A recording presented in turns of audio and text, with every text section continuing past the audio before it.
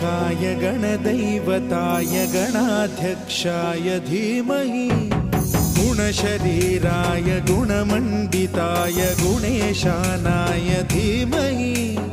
गुणातीताय गुणाधीशाय गुणप्रविष्टाय धीमहि एकदन्ताय वक्रतुण्डाय गौरीतनयाय धीमहि गजेशानाय भालचन्द्राय श्रीगणेशाय धीमहि